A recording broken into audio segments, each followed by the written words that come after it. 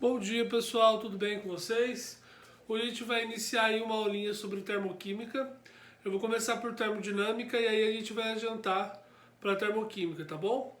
Aqui é uma base de termodinâmica que eu vou dar para vocês entenderem o que é espontaneidade de reação, o que são os calores envolvidos, para que vocês tenham a noção de que entalpia na realidade não é o único calor envolvido numa reação química. E aqui é por isso que eu vou dar essa introduçãozinha aí sobre termodinâmica. Eu elaborei um roteiro pra gente, então eu vou estar seguindo esse roteiro que eu acho que é o mais aí adequado para que vocês vão entendendo aos poucos como que funciona. E eu vou passar as principais regrinhas para vocês, tudo bem?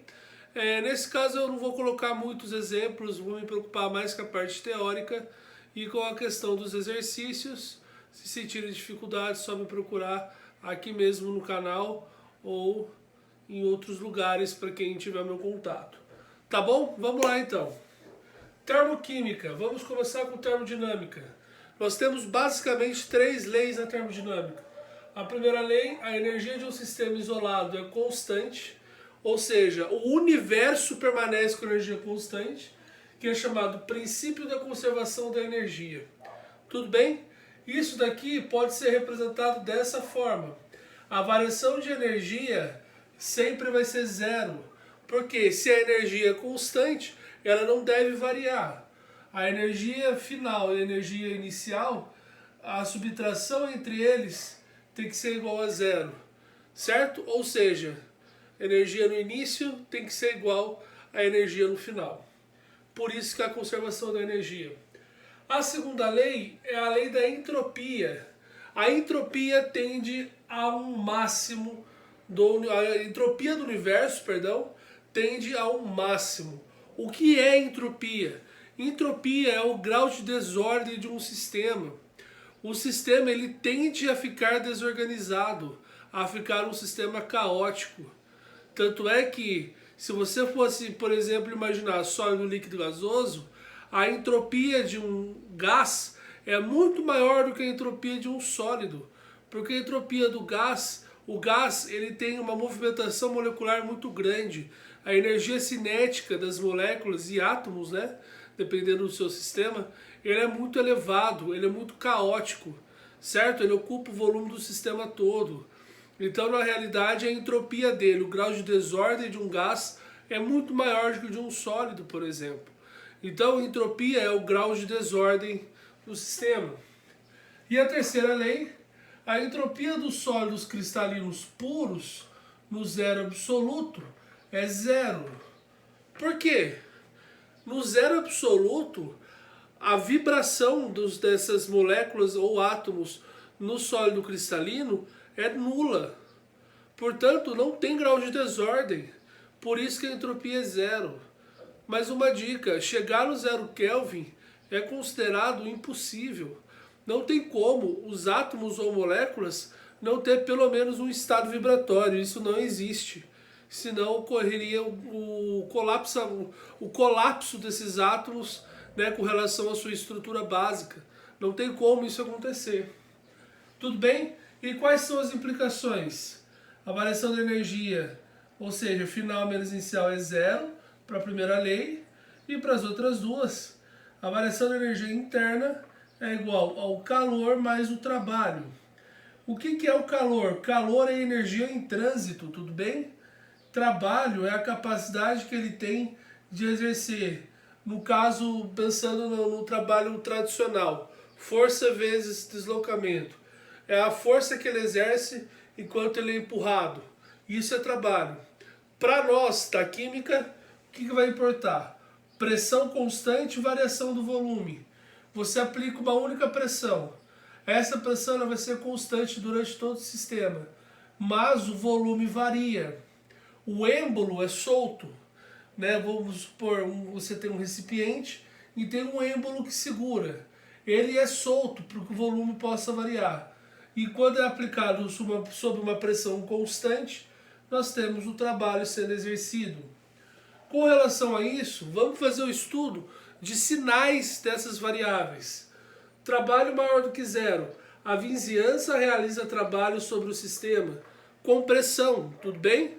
Absorve calor da vizinhança.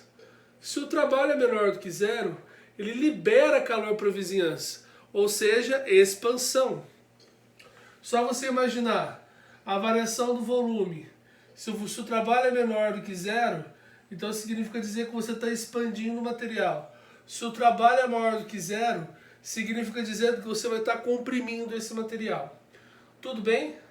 O material que eu digo, pensando como se fosse um conjunto de moléculas ou átomos, tudo bem? O calor. O calor, que é a energia em trânsito, maior ou menor do que zero, se for maior do que zero, absorve o calor da vizinhança, e se for menor do que zero, libera calor para a vizinhança. É importante vocês perceberem que aqui a gente está lidando com diversas formas de energia. Calor é energia em trânsito. Trabalho pode formar uma energia de várias formas, tudo bem? Existem outras energias, como energia cinética, potencial elástica, e assim por diante. Tudo bem até aqui? E a entalpia nada mais é do que uma outra forma de energia. É o calor envolvido no processo, certo?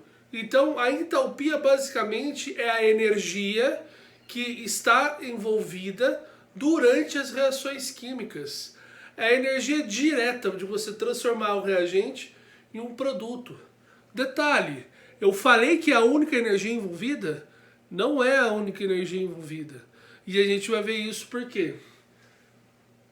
A gente vai ver isso daqui a pouco, né? O porquê disso. O trabalho, no caso da entalpia, quando está ocorrendo reação química, ele é menor do que zero porque o sistema está expandindo. E é lógico, né, a consequência, pois o sistema realiza trabalho sobre a vizinhança, né? Sobre a vizinhança ao variar o volume. Então, como que nós podemos deduzir a entalpia? Variação da energia interna, calor menos trabalho. Se eu expando a fórmula do trabalho para pressão vezes variação do volume, eu chego nisso daqui. Eu pego esse sinalzinho de menos, P vezes ΔV, e jogo para o outro lado. Esse delta é de variação. Se eu considerar que vai variar todo o sistema, né, a pressão é constante, eu posso colocar separado dessa forma.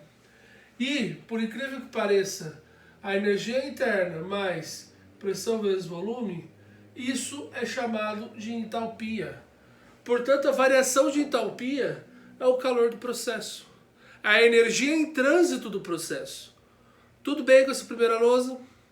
Então, enquanto vocês digerem aí, a gente vai na sequência.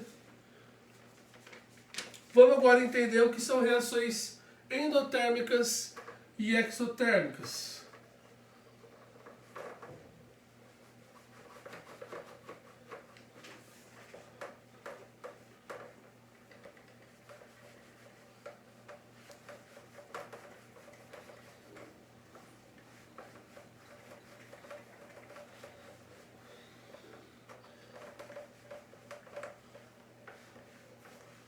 Vamos lá, gente. Espero que esteja entendendo tudo certinho. Então agora a gente vai para reações endotérmicas e exotérmicas.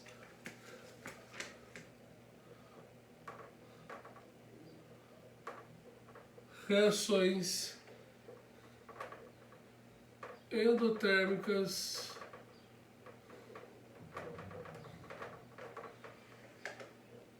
e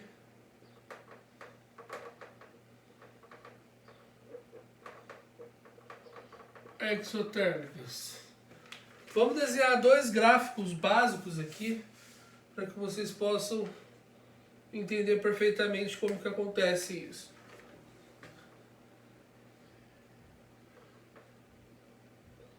Tem necessidade de desenhar um gráfico muito grande, então eu vou deixar um do lado do outro para que vocês possam comparar. Certo? Lembrando aqui que há uma separação, né? Claro. Uma coisa é uma coisa, outra coisa é outra coisa. Então aqui eu tenho o calor envolvido. Na realidade, essa parte aqui de baixo nem precisa representar, Mas nós temos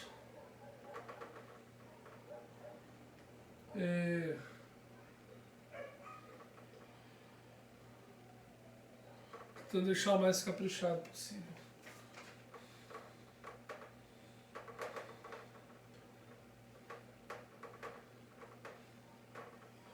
Reagente. Aqui é o calor final, obviamente, né? E aqui o calor inicial. Se vocês repararem bem, qual que é o sentido dessa reação?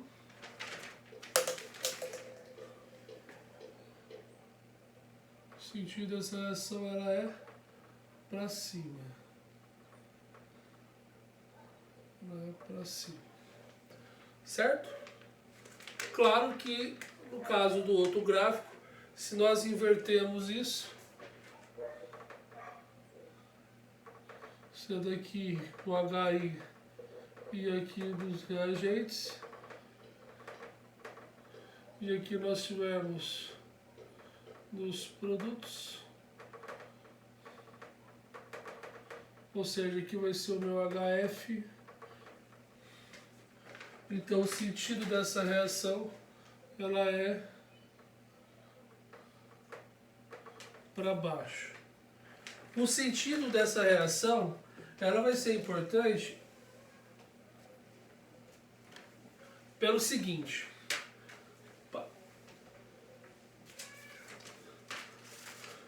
Vai ser importante pelo seguinte. Quando a minha seta está para cima, o meu ΔH vai ser maior do que zero. Se a seta estiver apontando para baixo, o meu ΔH vai ser menor do que zero. O que isso quer dizer? Se meu ΔH é maior do que zero, eu tenho um tipo de reação. Qual reação que é? Reação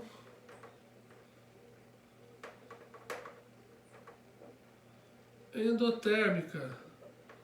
Por definição, a reação endotérmica nada mais é do que a reação que necessita de absorção de energia para que ela ocorra. Ou seja, para que você consiga romper as ligações e transformar reagente em produto, eu preciso absorver energia. E já quando nós temos esse sentido, ou seja, o calor dos reagentes é superior ao calor dos produtos, então nós temos uma reação exotérmica.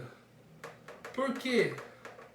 A reação exotérmica basicamente nos informa o seguinte: para que eu consiga transformar os meus reagentes em produtos, eu preciso liberar calor. Isso significa o quê? Que eu tenho um excesso de energia que para formar os meus produtos não é necessário. Portanto, eu libero energia quando eu consigo formar os meus produtos. Isso vai ter uma implicação termodinâmica importante. Tudo bem? Então vamos agora apagar esse lado da lousa e fazer mais um estudo de sinais.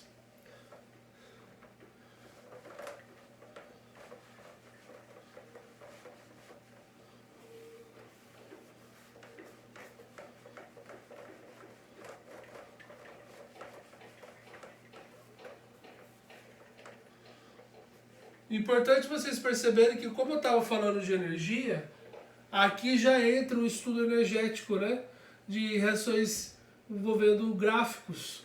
É muito comum em vestibulares, simulados, provas, aparecerem reações químicas em gráficos, que é algo mais visual, para você ver qual que é o fluxo de calor. Tudo bem? Então vamos lá, dando continuidade a isso. Nós podemos apresentar a equaçãozinha já. E essa equação, gente, eu vou deixar, acho que ela mais para frente, quando eu falar de entalpia de formação. Deixa eu ver se... Entalpia de formação. Isso, vou deixar para falar da entalpia de formação. Dando sequência à nossa folhinha, agora vamos falar sobre, como eu havia dito até agora, quando a gente fala sobre processos termodinâmicos, a gente está interessado em espontaneidades, tudo bem? Então, ó, outra coisa, né? Não só a espontaneidade, mas reversibilidades e tudo mais. Vamos agora fazer um estudo no nosso ΔG, ΔH e a parte de espontaneidade.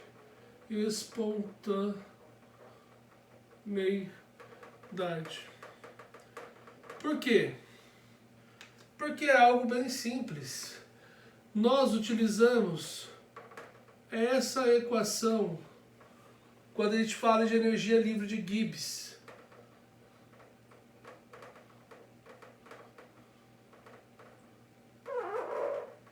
Vamos entender ela antes de mais nada, tá? Aqui eu tenho a variação da energia livre de Gibbs, a variação da entalpia e a variação da entropia. A energia livre de Gibbs é a energia que fica livre dentro do sistema. Quanto mais energia livre eu tenho no sistema, mais instável ele é. Portanto, eu devo diminuir essa energia livre para que o sistema consiga atingir a estabilidade, certo? Portanto, a energia livre de Gibbs, ela já foi definida. Energia livre de Gibbs. Aqui, a nossa entalpia. Esta aqui é a temperatura. E essa daqui é a minha entropia. Entropia. Tudo bem? Vamos fazer um estudo de sinais. Para processos espontâneos.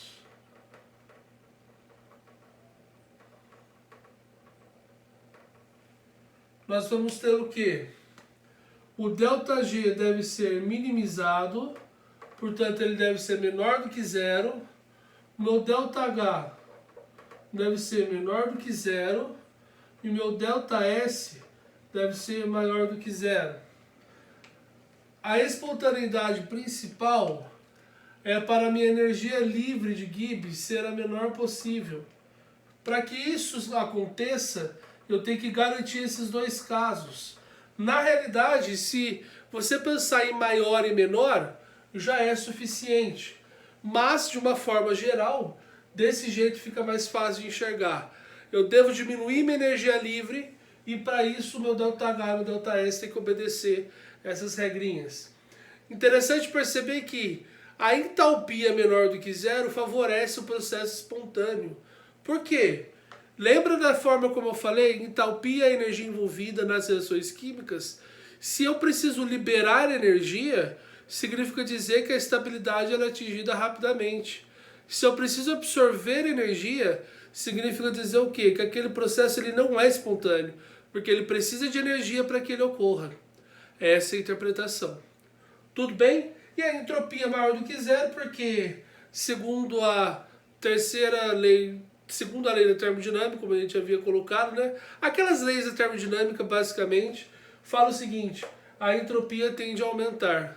Ou seja, em processos espontâneos, a entropia tem que ser sempre crescente. Beleza? Ótimo. Agora sim nós vamos entrar em termoquímica verdadeiramente. Lembrando que esse gráfico que eu desenhei também está dentro da termoquímica, tá? É que eu achei conveniente já colocar para que vocês pudessem já fazer a comparação. Já sabem o que é ΔH, já sabem o que é endo e exotérmico, então agora a gente já pode adentrar mais profundamente com a parte termoquímica.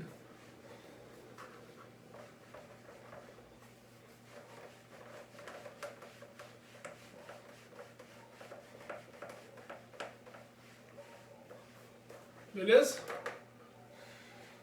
Então vamos lá. Fatores que afetam a entalpia. Será o nosso primeiro estudo. Deixa eu colocar agora em preto. Fatores que afetam a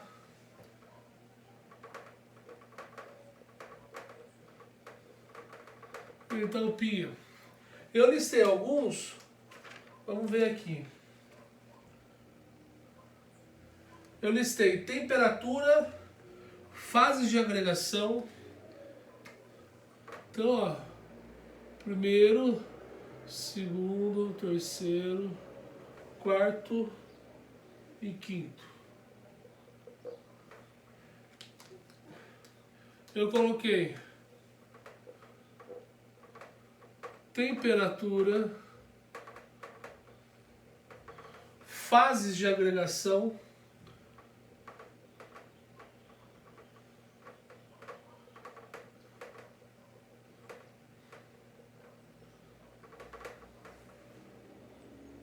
quantidade de reagente produto, eu vou resumir reagente produto como R e P, tá? Reagente e produto. Estrutura cristalina e a parte de solvente.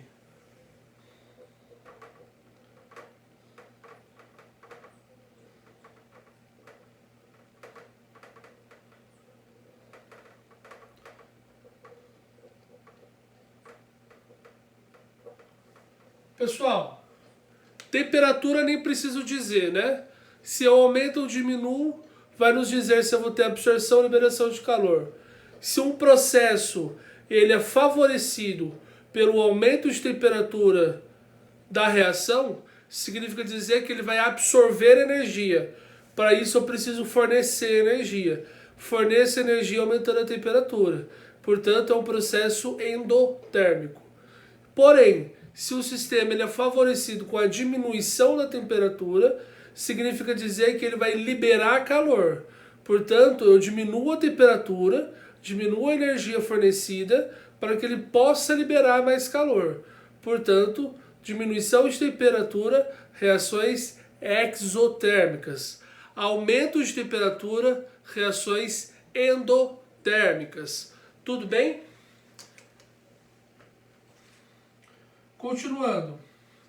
Olha só as fases de agregação, que legal. Nada melhor do que pegar o da água, né? Ó. Deixa eu passar um risquinho aqui. Olha só, fase de agregação da água. Vamos desenhar um gráfico, né? E se a gente faz os patamares, nós vamos ter isso daqui. Daí eu vou ter isso, isso e isso daqui. Agora vamos para as setinhas. Aqui.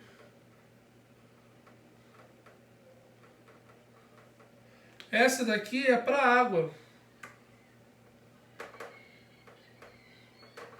Água, tudo bem? Então aqui eu tenho H2 mais O2, ambos em estados gasosos, tá? Deixa eu colocar aqui o estado gasoso.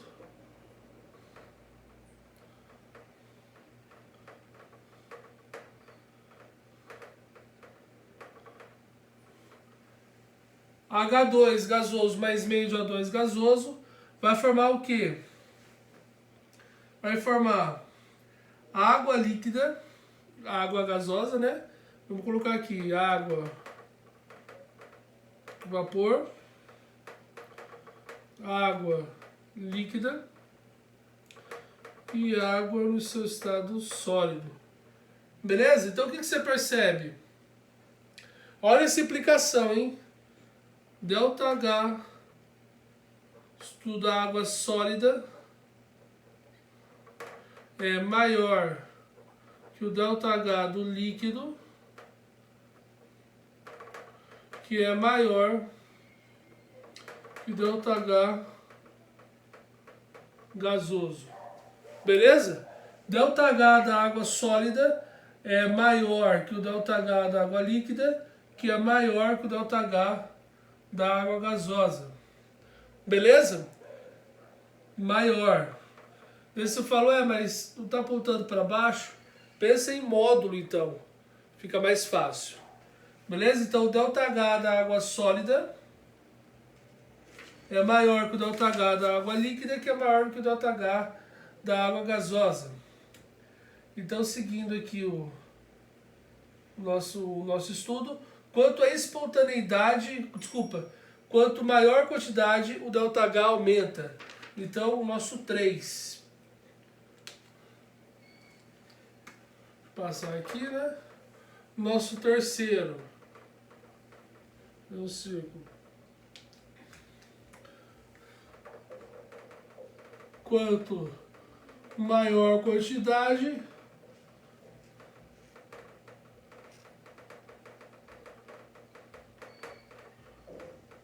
maior ΔH. Lembre-se do seguinte: entalpia, energia, é uma grandeza extensiva. Portanto, ela vai ser maior quanto maior a massa do seu material, por exemplo, né, da sua reação química. Ela é diretamente proporcional à sua massa, por ser uma grandeza extensiva. Tudo bem? Continuando. Aqui eu coloquei um exemplo, tá? Por exemplo, H2 mais Cl2, 2HCl. Opa! 2HCl. Oh, meu Deus. 2HCl. Tudo bem? Esse HCl, o ΔH dele vale menos 44,2 quilocalorias. Menos 44,2 kcal. Se eu dobro isso, ficando assim, ó,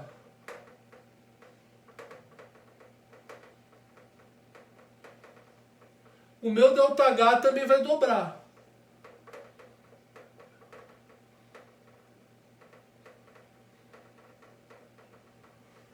Certo? Isso vai ser importantíssimo quando nós fizermos lei de Hess. Lembrar que o ΔH aumentando, ele aumenta de acordo com o aumento dos reagentes. Então, se você multiplica por 2 a sua reação, o seu ΔH vai ser multiplicado por 2. Se eu multiplico por 3 a sua reação, você vai multiplicar o ΔH por 3. Tudo bem? Outra coisa, se eu inverto a reação química, o sinal do ΔH também inverte. Tudo bem?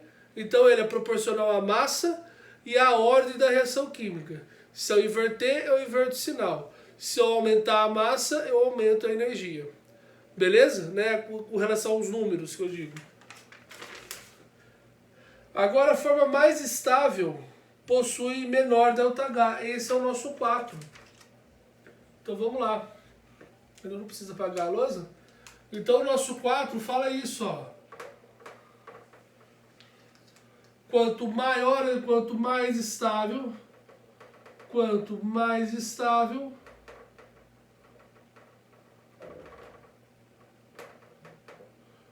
menor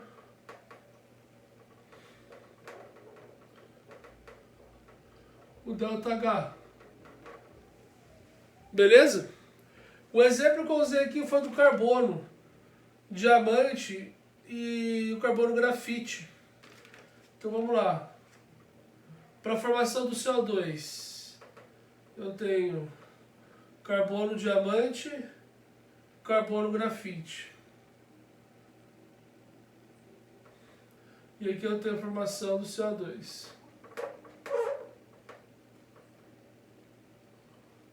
Então, ó, aqui seria o H, né? Aqui seria o diamante mais O2, né? Aqui eu vou colocar diamante. Coloquei um dia aqui, tá? E aqui seria o C mais O2. Esse C é o grafite. Ficou um pouco pequeno, mas acho que dá para entender. Repara que a entalpia do diamante é bem maior do que a entalpia do grafite. Por que isso? O grafite ele é mais estável que o diamante.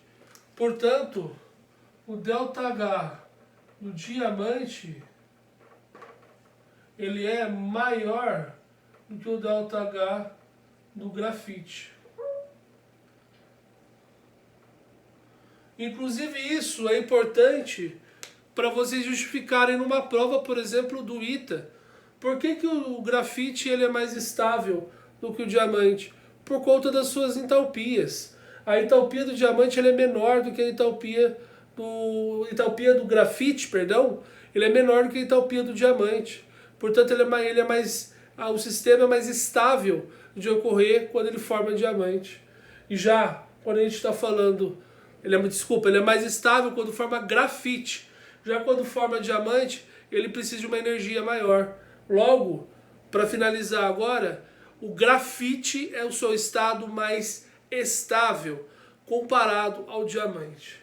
Tanto é que o ΔH do diamante vai ser maior do que o do grafite, porque ele é menos estável.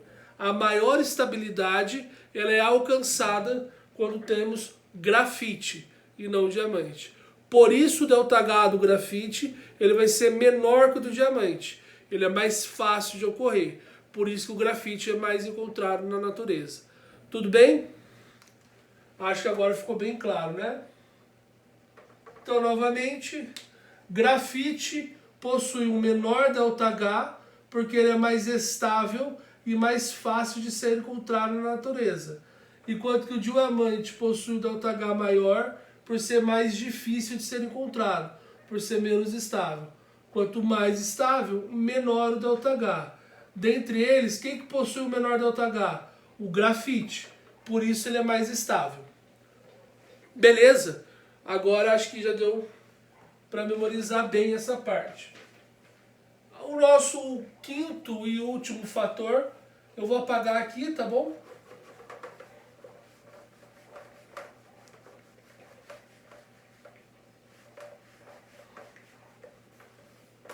Daí depois a gente vai para a parte de cálculo de entalpia. Nosso quinto e último fator é com relação aos solventes.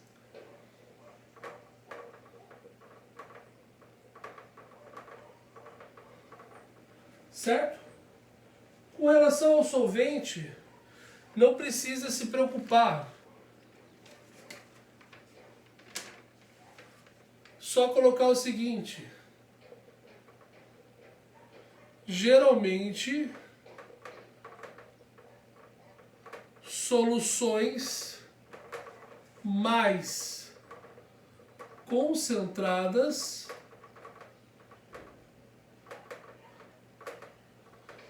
possuem o ΔH maior. Pronto. E soluções mais concentradas, o ΔH é maior. Só você pensar o seguinte: eu tenho mais soluto, ele está mais concentrado, portanto eu preciso de mais energia. Por isso que meu ΔH para a reação acontecer ela vai ser maior. Tudo bem? Deixa eu grifar essa parte, ó, ΔH maior e mais concentrado. Beleza? Agora, ó, variação de entalpia padrão. A variação da entalpia padrão, eu vou colocar esse OBS pelo seguinte: qual que é a entalpia padrão? Quais são as condições dela? Por isso que eu vou colocar ela aqui nesse OBS. Depois eu vou apagar a lousa inteira e vou colocar os tipos de entalpia que nós temos. Por fim, falarei da lei de Hess e acabamos a nossa aula. Tá bom? Porque a entalpia de ligação já vai ser bem explicado quando a gente fala dos tipos de entalpia.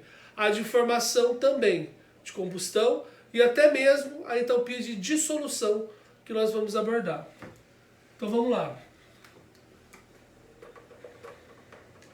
Variação de entalpia padrão.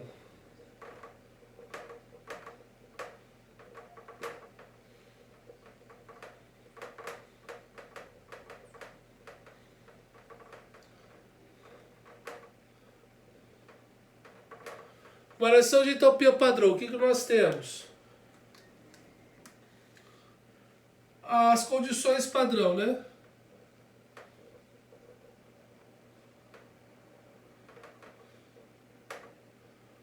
Vamos lá.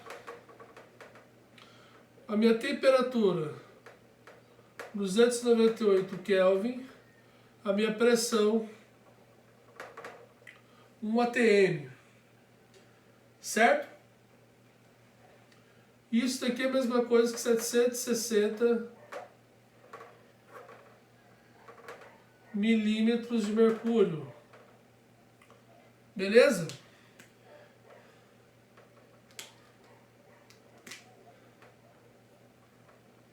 E qual que é a forma alotrópica que nós vamos utilizar? A forma alotrópica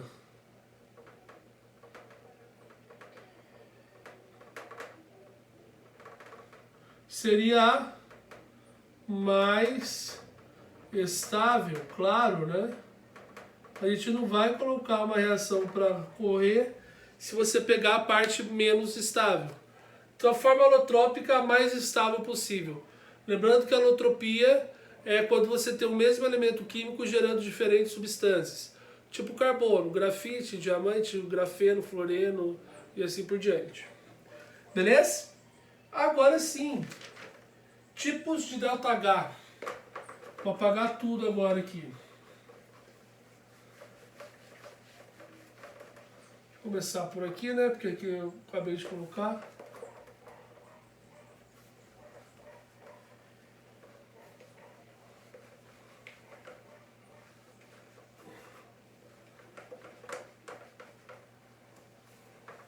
Certo? Dei um pause aí no vídeo para vocês copiarem.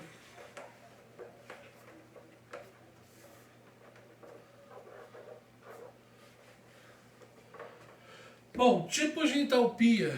Agora sim, meus senhores. Agora sim, tipos de entalpia.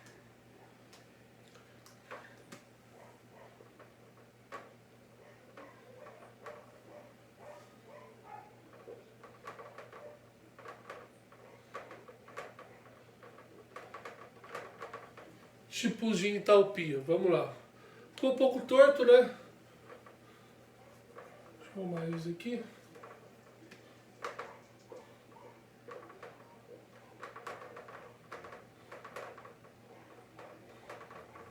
Acho que agora melhorou. Vamos lá. Formação. Deixa eu colocar aqui.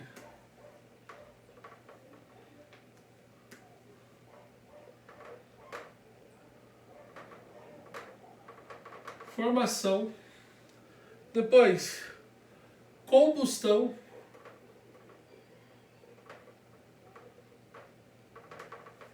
Depois, dissolução.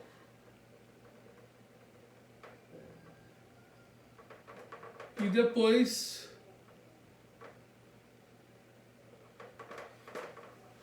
ligação.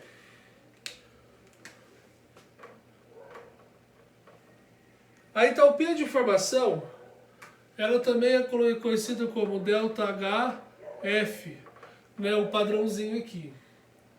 E como que nós podemos definir ela? Seria a partir da formação de produtos, aliás, formação de produtos a partir de substâncias simples. Portanto, quando você vê aquela tabelinha de entalpias padrão de informação, desculpe aí a não linearidade muito. É que como a definição é longa, eu preciso da lousa inteira. Daí, aqui eu tenho uma mesa, eu não consigo colocar ela tão linear assim. Mas enfim, Quando você vê aquelas entalpias padrão e etc., está querendo dizer o quê? Que aquele produto obtido veio de substância simples. Substância simples, de acordo com as entalpias de formação, tem valor zero, tá? Então, ó, substância simples para entalpias padrão de formação, a substância simples terá o ΔH igual a zero. Portanto, aquela entalpia de formação é do composto. Por isso que ela vem tabelada, entendeu? Então já sabem, entalpias padrão de formação de substância simples vale zero. Beleza? Por isso que aquela entalpia padrão de formação tem a ver com o composto. Por isso que é dado naquela forma de tabela. A partir disso, como que nós podemos fazer o cálculo? O meu ΔH, né, que é o ΔHF, vai ser igual a somatório do H dos reagentes, dos produtos, menos o somatório dos Hs dos reagentes. Então já sabe, fazer o cálculo da entalpia padrão de formação. Então a variação da entalpia é o somatório da entalpia dos produtos menos o somatório da entalpia dos reagentes. Sempre. Então já sabe, para você fazer um cálculo da variação de entalpia para entalpia padrão de formação e combustão, só os dois, você pode fazer a entalpia o somatório da entalpia dos produtos menos o somatório da entalpia dos reagentes. Pode usar essa formulazinha, tá bom? Agora, quando eu estiver falando de lei de Hess e entalpias de ligação, não usa essa fórmula. Essa fórmula só é para entalpias padrão de formação. Como que é? A variação da entalpia é calculada como? O somatório da entalpia dos produtos menos o somatório da entalpia dos reagentes. Beleza? Continuando. Combustão. ΔH de combustão. OBS, né? Substância simples. Vou colocar aqui para vocês não esquecerem. Substância simples, o H dela é igual a zero. Certo? Combustão, entalpia de combustão é o calor liberado em um mol de substância. Calor liberado em um mol de substância. O que isso quer dizer? Que o meu ΔH de combustão é menor do que zero. Sempre. O ΔH de combustão sempre é menor do que zero. Essa é uma dica importante. Se você fizer o cálculo e der maior do que zero, está errado. Sempre ela vai ser menor do que zero. Inclusive, se você olhar bem, o da água é menor do que zero, porque é como se fosse a combustão do hidrogênio. Por isso que todas as entalpias, gás, vapor, líquido, é menor do que zero. Beleza? A entalpia a entalpia de dissolução. Aqui eu não vou entrar em detalhes, tá bom? Se vocês quiserem um maior detalhamento da entalpia de dissolução, me procurem. Deixem nos comentários, mandem mensagem, alguma forma que nós podemos trabalhar ela. Porque ela não é muito cobrada, mas se alguém for prestar ITA ou algum militar que possa vir a cobrar, só me procurar. Beleza? Seria o calor liberado ou absorvido. Calor liberado ou absorvido, certo? Para dissolução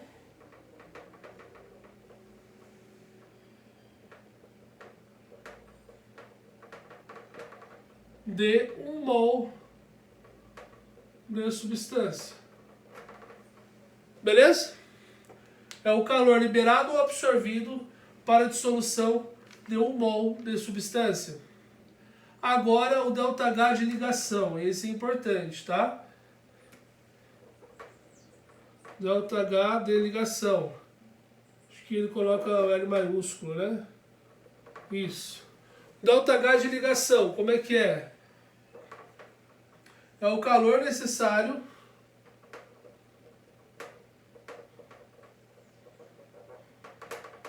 para romper 1 mol de ligações químicas. Vou colocar o romper melhor.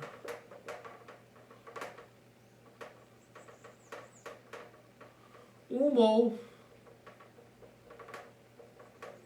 de ligações simples. Tudo bem? Por favor, coloquem isso aí de uma forma destacada. Uma setinha, hein?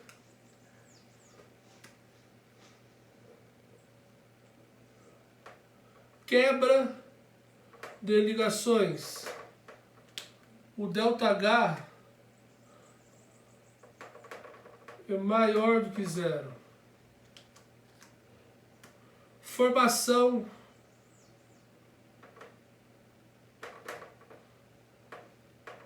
de ligações. O ΔH é menor do que zero. Beleza? Isso daqui seria quebra de ligação para os produtos. Formação de ligação para os... quebra de ligação dos reagentes, perdão. Quebra de ligação dos reagentes, perdão. E a formação de ligação dos produtos. Beleza? Então vai ser dado uma tabela com as entalpias de ligação e você vai ter várias ligações. Quando você tiver uma reação química, você vai representar essa reação química, vai abrir a fórmula química e colocar a fórmula estrutural, ou seja, com todas as ligações. Dessa forma você vai ver quais são as ligações feitas. E você vai perceber que a tabela das entalpias de ligação não possui um sinal, porque esse sinal vai ser dado de acordo com essa lei. Se você tiver nos reagentes, a entalpia vai ser maior do que zero. Se você tiver nos produtos, a entalpia vai ser menor do que zero. Por quê? Nos reagentes eu preciso quebrar as ligações, portanto eu absorvo energia. Quando eu formo as ligações químicas, para ser um processo espontâneo, eu tenho que liberar energia. Por isso que o meu ΔH vai ser positivo nos reagentes e negativo nos produtos. Se fôssemos desenhar um esqueminha, ficaria desse tipo, ó.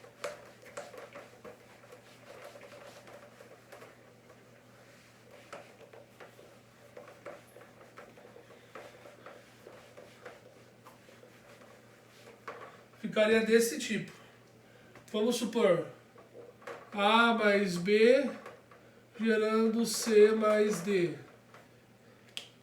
Aqui e aqui o ΔH seria maior do que zero e o ΔH seria menor do que zero. Tudo bem? Por que isso? Aqui são os reagentes e aqui são os produtos. Daí, quando vocês fossem calcular o ΔH seria o H, é o somatório normal, o H dos reagentes mais o H dos produtos.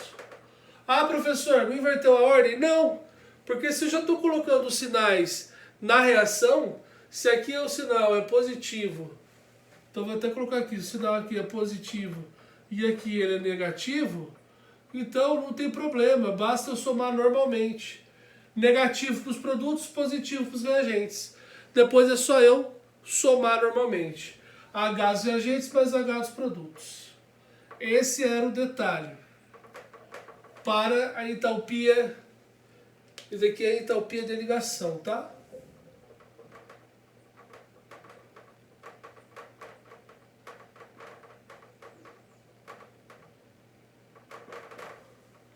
Beleza?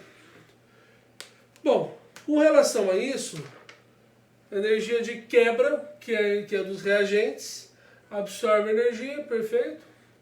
Agora só falta colocarmos a lei de Hess e assim finalizamos a nossa aula. Vou apagar aqui.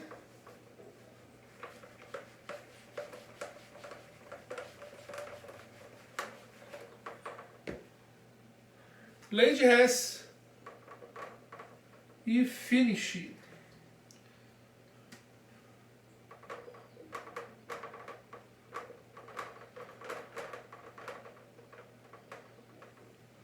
Certo, gente? Tapete de ligação, então você precisa desenhar as estruturas, botar os sinais e aí você faz o cálculo. Formação, formulazinha. E agora a lei de Hess também é um pouquinho diferente, mas nada muito complicado, tá? Vou colocar aqui a reação que a gente fez. C do grafite mais O2 gasoso gerando CO2 gasoso. 2H2 mais O2 formando 2H2O. E aqui, ó, CO2 mais H2O, 2H2O, perdão, formou CH4 mais O2. O ΔH aqui e aqui possui alguns valores. O ΔH1 é menos 94,1 kcal. Aqui é menos 136,6 kcal. E aqui é mais 212,8 kcal também. Beleza? Então agora, o que vai acontecer? Eu vou ter a minha reação final. Então a lei de Hess seria etapas de reações.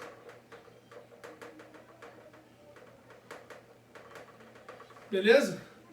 Eu vou cancelar então O2 com esse O2.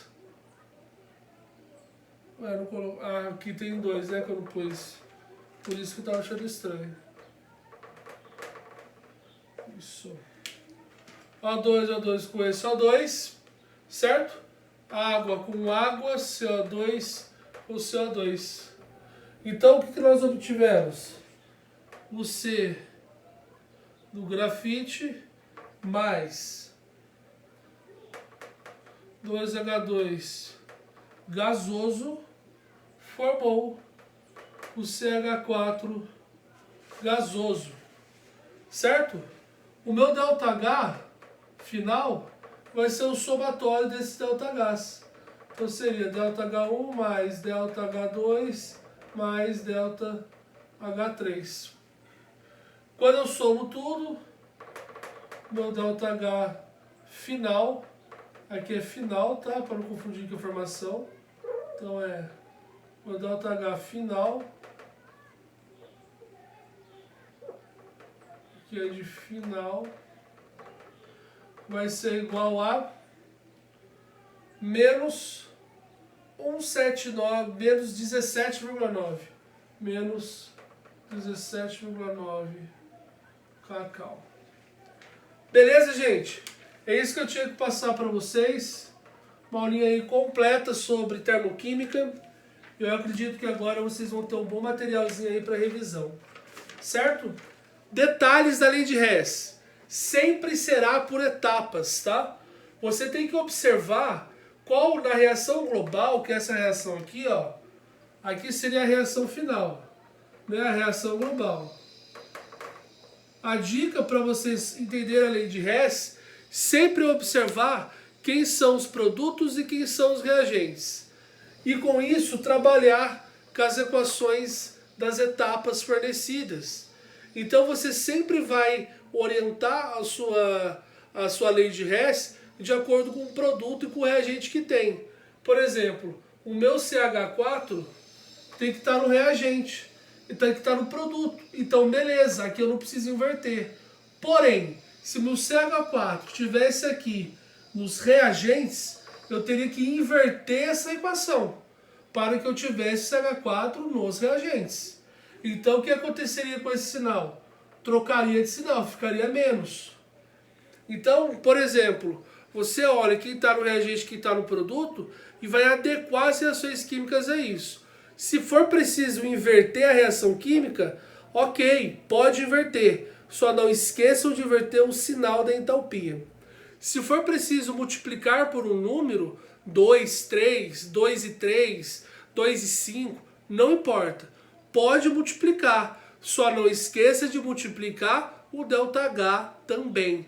Lembre-se que é uma grandeza extensiva e se você multiplica a equação por um número, o ΔH também é multiplicado por esse número. Inverteu a reação, inverte o sinal. Multiplicou por um número, multiplica por esse mesmo número o seu ΔH. E aí você vai fazer de tudo para eliminar todos aqueles que não pertencerem à reação final. E aí você vai chegar na reação final exatamente como o exercício pede, certo? Por isso que você tem essas manipulações. Olha que está no produto, que está no reagente, segue esses passos que não tem erro além de Hess. Além de Hess, porque depois é só você somar as entalpias de forma algébrica normal. Tudo bem? Espero que vocês tenham gostado aí da aula. O vídeo é bem longo, bem cansativo, eu imagino. Só que aí tá o que eu prometi para vocês. O vídeo completo sobre termoquímica. Beleza? Obrigado, pessoal. Espero que vocês tenham gostado. Grande beijo aí para vocês. Valeu!